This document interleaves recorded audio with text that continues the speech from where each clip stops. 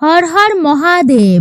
নমস্কার, সবাইকে সুস্বাগত জানাই আমাদের বৈদিক ধর্ম এই চ্যানেলে। সকলে কেমন আছেন? নিশ্চয় ঈশ্বরের অশেষ কৃপায় সকলে ভালো আছেন, সুস্থ আছেন। শিব ভক্তদের কাছে মহাশিবরাত্রির গুরুত্ব অপরিসীম। শিব পুরাণ অনুসারে ভক্তি ভরে সব আচার অনুষ্ঠান মেনে শিবরাত্রির ব্রত পালন করলে মহাদেব সবচেয়ে বেশি সন্তুষ্ট হন। প্রতি বছর হাজার হাজার পুণ্যার্থী ভক্তি ও নিষ্ঠার সঙ্গে মহাশিবরাত্রির ব্রত পালন করে থাকেন। হিন্দু পুরাণ অনুসারে ভক্তি ও নিষ্ঠার সঙ্গে শিবরাত্রি পালন করলে রজগুণ তমগুণ নিয়ন্ত্রণে থাকে।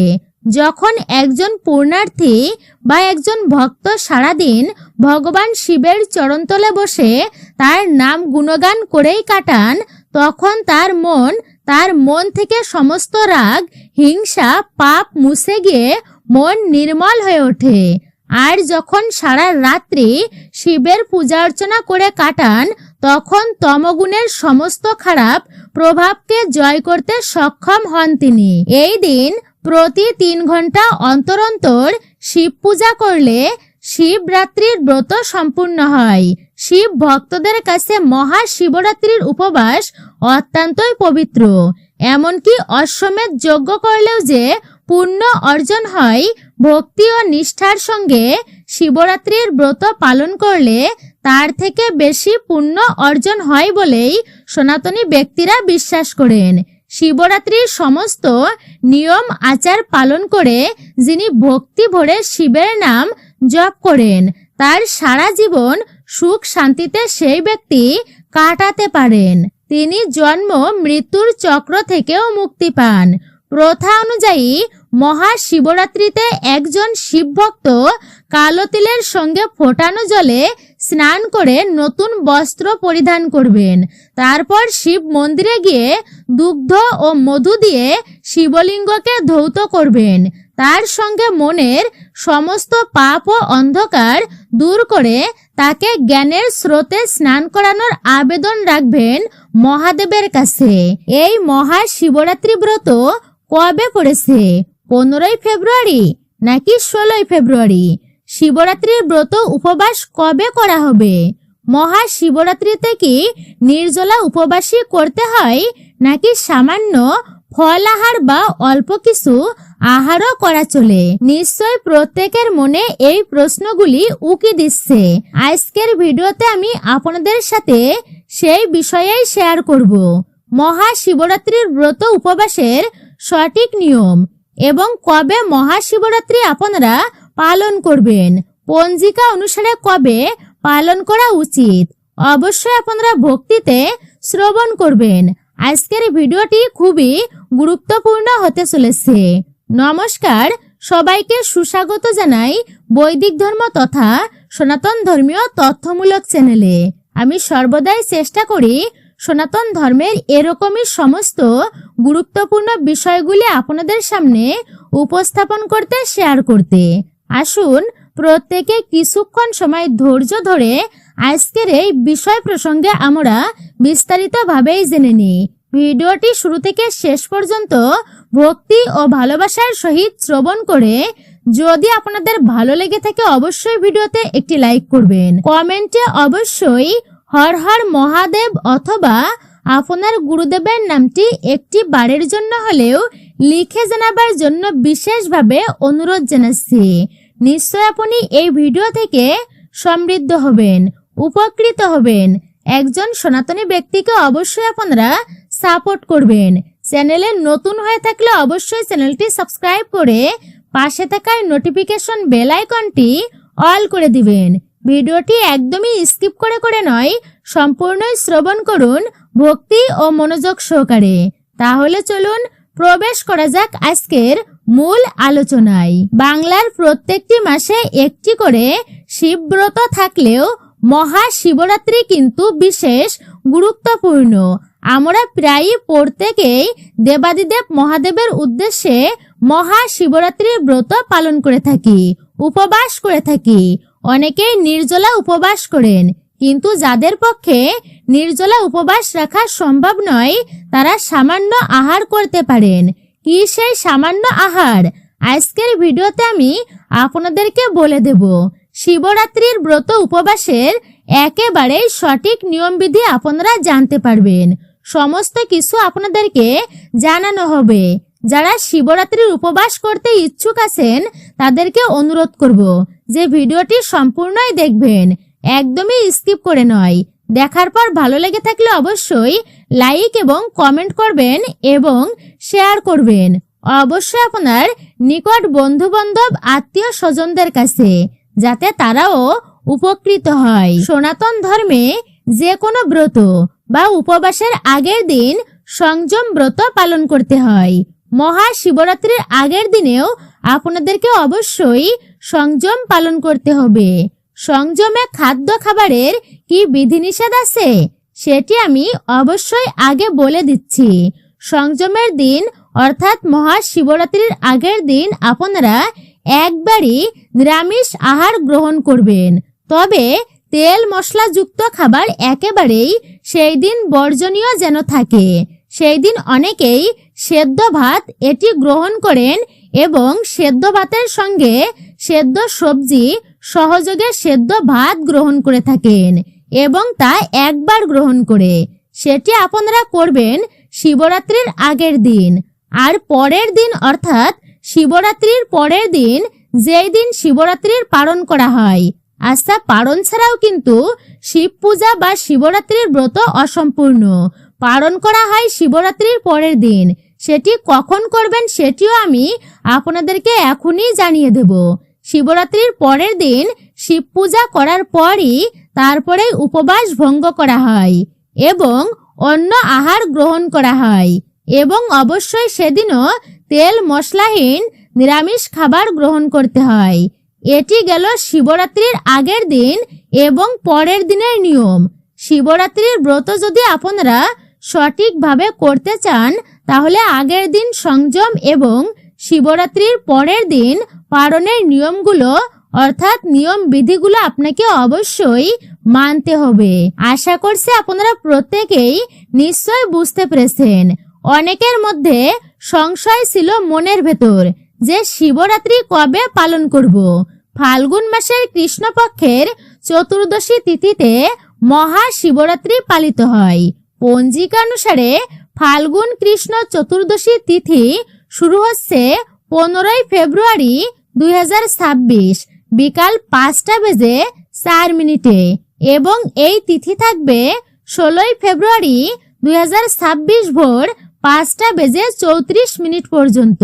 যেহেতু প্রদোষকালের সন্ধে এবং নিশীথকালের রাত্রিতে শিব পূজা করা অত্যন্তই গুরুত্বপূর্ণ, তাই মহাশিবরাত্রি 15 ফেব্রুয়ারি পালিত হবে। মহাশিবরাত্রির দিন উপবাস ব্রত পালন করে 4টি প্রহরেই পূজা অর্চনা করা অত্যন্তই গুরুত্বপূর্ণ। মহাশিবরাত্রির সন্ধ্যায় পূজা শুরু হয় এবং পরের দিন সকাল পর্যন্ত মোট 4 বার দুগ্ধ ও জল ঢালতে হয় শিবলিঙ্গে। মহাশিবরাত্রির প্রথম প্রহরের পূজার সময় হচ্ছে 15 ফেব্রুয়ারি সন্ধ্যা 6:01 থেকে শুরু করে রাত্রি 9:09 পর্যন্ত প্রথম প্রহরের পূজা। আর দ্বিতীয় প্রহরের পূজার সময় হচ্ছে 15 ফেব্রুয়ারি রাত্রি 9:09 থেকে 16 ফেব্রুয়ারি রাত্রি 12:17 পর্যন্ত। তৃতীয় প্রহরের পূজা হচ্ছে 16 ফেব্রুয়ারি 12:17 থেকে শুরু করে ভোর রাত্রি 3:25 পর্যন্ত এবং চতুর্থ প্রহরের পূজা হচ্ছে 16 ফেব্রুয়ারি ভোর রাত্রি থেকে শুরু করে 3:25 থেকে শুরু করে 5:34 পর্যন্ত। আপনারা এই চতুর্থ প্রহরের পূজা সম্পূর্ণ করবেন। মহাশিবরাত্রির উপবাস ভঙ্গ করা হবে অথবা পালন করা হবে 16 ফেব্রুয়ারি সকাল 6:33 পর। শিবরাত্রির উপবাসের সঠিক নিয়ম হচ্ছে সারা দিন নির্জলা উপবাস রাখা এবং নির্জলা উপবাস রেখে 4টি প্রহরে শিবলিঙ্গে 4টি জিনিস দিয়ে অভিষেক করে পূজা অর্চনা করে এবং পরের দিন শিবরাত্রির পালনের পূজা অর্চনা করে এবং রাত্রি জাগরণ করে শিবরাত্রির উপবাস রাখতে হয় এবং পরের দিন পালনের পূজা করে তারপরেই জল গ্রহণ করতে হয়। এটা হচ্ছে মহাশিবরাত্রির ব্রত উপবাসের সঠিক নিয়ম। অর্থাৎ শিবরাত্রির ব্রততে নির্জলা ব্রত পালন করা অত্যন্তই শুভ। নির্জলা ব্রত পালন করার উপবাসের নিয়ম রয়েছে। এবার অনেক মানুষই আছেন যাদের পক্ষে সম্ভব হয় না সম্পূর্ণ নির্জলা উপবাস ব্রত পালন করা। এটি আমি নিয়ম করেই বলে দিচ্ছি। এবার যাদের পক্ষে সম্ভব নয় তো তারা কি করবেন? বিভিন্ন কারণে অনেকের শারীরিক অসুস্থতা থাকে, ওষুধ খেতে হয়। অনেকে হয়তো শারীরিকভাবে ভীষণই অসুস্থ, আবার অনেকেই সুস্থ আছেন। অনেকেই গর্ভবতী মহিলা আছেন, অনেকেই অসুস্থ ব্যক্তি আছেন। অনেক সময় ছোট ছোট বাচ্চারাও শিবরাত্রির ব্রত উপবাস করেন। তারা নানান রকম কারণে যদি নির্জলা উপবাস রাখা সম্ভব না হয় আপনাদেরকে, তবে সেক্ষেত্রে আপনারা বলা হয়েছে কি কি খাবার গ্রহণ করতে পারবেন সেটি আমি আপনাদেরকে বলে দিই। যারা একেবারেই নির্জলা উপবাস রাখতে পারবেন না আপনারা, তারা সারা দিনে একবার ফলাহার করতে পারেন। আপনারা সমস্ত রকম ফল কুচিয়ে একটি ফলের আপনারা সালাদ বানিয়েও খেতে পারেন। অনেকে একটি ফল খেয়ে থাকেন, সেভাবেও আপনারা খেতে পারেন। অনেকে ডাবের জল খেয়ে থাকেন, তো সেটিও আপনারা করতে পারেন। তার থেকেও যদি মনে হয় যে এর থেকে বেশি কিছু খাবার লাগবে আপনাদের, তাহলে সেক্ষেত্রে আপনারা সাবু মাখা করে খেতে পারেন। আমরা প্রত্যেকেই জানি যে উপবাসে সাবু মাখা চলে। তো সাবু মাখা তো নানান রকম ফলের লুচি দিয়ে, নারিকেলের কুচি দিয়ে অনেকেই খান, কাঁচা দুগ্ধ দিয়ে মেখেও খান। তবে লবণ আপনারা কিন্তু সাবু মাখায় গ্রহণ করবেন না। কোনো উপবাসেই লবণ খাওয়া কিন্তু চলে না। আপনারা খাবারে সাধারণ লবণের পরিবর্তে সন্দর্ভ লবণ যুক্ত করতে পারেন, এটি আপনারা গ্রহণ করতে পারেন। তাছাড়া আপনারা দুগ্ধ, দই, মিষ্টি ইত্যাদি জাতীয় খাবার খেতে পারেন। তবে সারাদিন ধরেই কিছু না কিছু খাবার খেয়েই দিনটি অতিবাহিত করলেই চলবে না। ব্রত উপবাসের সংযমটা কিন্তু অনেকটাই জরুরি। তাই আপনারা উপবাস যদি রাখতে চান তাহলে সারাদিনে একবার ফল আহার করবেন। তবে অনেকেই নিরামিষ ভাত, নিরামিষ রুটি খান। এটা বলে দিছে যদি আপনি শিবরাত্রির উপবাস সঠিকভাবে করতে চান তাহলে ভাত বা রুটি কিছুই খাবেন না। অর্থাৎ চাল বা গমের থেকে তৈরি কোনো জিনিস সেই দিন গ্রহণ করবেন না। ব্রত উপবাসে পঞ্চ রবিশস্য চলে না, তাই সেই জিনিসগুলি বর্জন করবেন। অনেকে হয়তো কাঁচা সাবুও খেতে পারেন না, তারা সাবুর পায়েস বা সাবুর খিচুড়ি বানিয়েও আপনারা খেতে পারেন। অনেকে আছেন যারা দুপুর 12টার পরে শিবলিঙ্গে জল অর্পণ করে দেন, 4টি প্রহর পর্যন্ত উপবাস রাখতে পারেন না। তারা ড্রাই ফ্রুটস খেতে পারেন, যেটা আমি বললাম যে সাবুর পায়েস বা সাবুর খিচুড়ি খেতে পারেন। কোনো ফলের সাথে দুগ্ধ মিশিয়ে আপনারা মিল্কশেকের মতো বানিয়েও খেতে পারেন বা লচ্ছি খেতে পারেন। তবে যাই খান না কেন তাতে কিন্তু আপনারা সন্দর্ভ লবণ দেবেন এবং সেই দিন সরিষার তেল বা হলুদ বা মশলা জাতীয় কোনো খাবারই গ্রহণ করবেন না। ডালিয়া নিয়ে অনেকে প্রশ্ন করেন যে ডালিয়া কি খাওয়া যাবে? ডালিয়া গম থেকে তৈরি হয়। চাল বা গম থেকে তৈরি কোনো খাবার কিন্তু উপবাস বা ব্রতের দিনে খেতে নেই, তাই আপনারা ডালিয়া খেতে পারবেন না। কিন্তু যদি একান্তই আপনাদের সাবু মাখা বা সাবুর তৈরি কোনো জিনিস খেতে অসুবিধা লাগে তাহলে অবশ্যই আপনারা সবজি রন্ধন করে এই দিনে খেতে পারেন। তো বিশেষ করে এগুলি বর্জন করাই উচিত। নির্জলা ভাবে যদি পারেন তাহলে উপবাস ব্রত আপনারা পালন করবেন, তা অত্যন্তই ফলপ্রসূ হবে আপনাদের জন্য। তবে আপনারা এই দিনে সেমা চাউলের তৈরি কোনো খাবারও কিন্তু গ্রহণ করবেন না। অবশ্যই আপনারা সবজির মধ্যে আলু, শাক আলু, মিষ্টি আলু, লাল আলু, অনেকেই কুমড়ো বা লাউ জাতীয় জিনিস খেয়ে থাকেন। ব্রত উপবাস যদি আপনি 4টি প্রহরে রাখতে পারেন আর যদি আপনি রাখতে না পারেন তাহলে সকালবেলায় শিব পূজা অর্চনা করে নিয়ে আপনি এইরকম কিছু সবজি বানিয়ে খেতে পারেন। শিবরাত্রির উপবাস বা ব্রত রেখে আপনারা কি কি খাবার খেতে পারবেন আর কি কি খাবার পরিত্যাগ করবেন আরও জানতে পারলেন শিবরাত্রির সময়সূচি এবং 4টি প্রহরের সময়সূচি। আপনারা কখন পূজা অর্চনা করবেন সেটিও আপনারা জানতে পারলেন। মহাশিবরাত্রিতে মূলত স্বামীর মঙ্গল কামনায় উপবাস করে থাকেন মহিলারা। তবে শুধু বিবাহিত মহিলাই নয়, অবিবাহিত মেয়েরা এবং অনেক পুরুষও এই ব্রত পালন করেন ভক্তি ও নিষ্ঠা সহকারে। প্রচলিত কথা অনুযায়ী অবিবাহিত মেয়েরা এই ব্রত পালন করেন যাতে তারা শিবের মতো বর পান, যাকে তারা আদর্শ পুরুষ হিসাবেই মনে করেন।